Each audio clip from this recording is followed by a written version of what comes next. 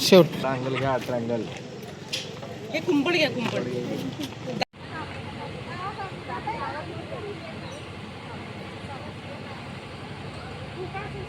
जर की आता इथे करून काय करणार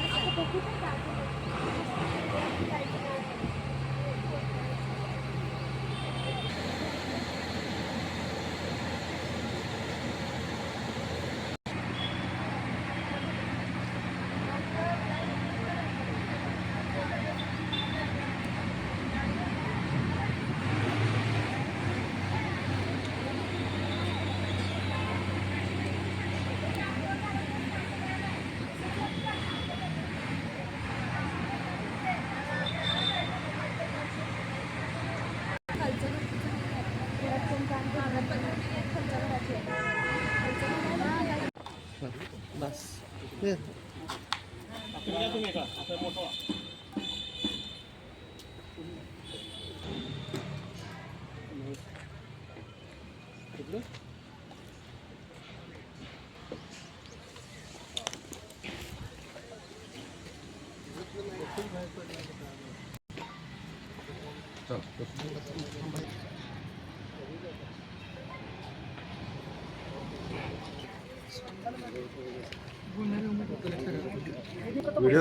कॅमेरा पण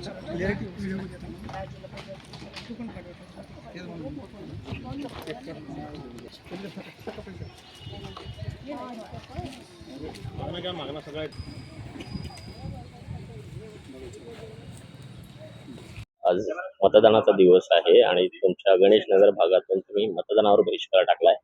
काय नेमकं कारण आहे मतदानावर बहिष्कार टाकण्याचं? मी ॲडव्होकेट नीता जोशी, मी अध्यक्ष आहे Ganesh builders scheme number 3 condominium या सोसायटीची. गणेश बिल्डर्स स्कीम नंबर 3 पासून एकमेव रस्ता जो जातो तो अमोलनगर ते रुबीनगर हा रस्ता जातो.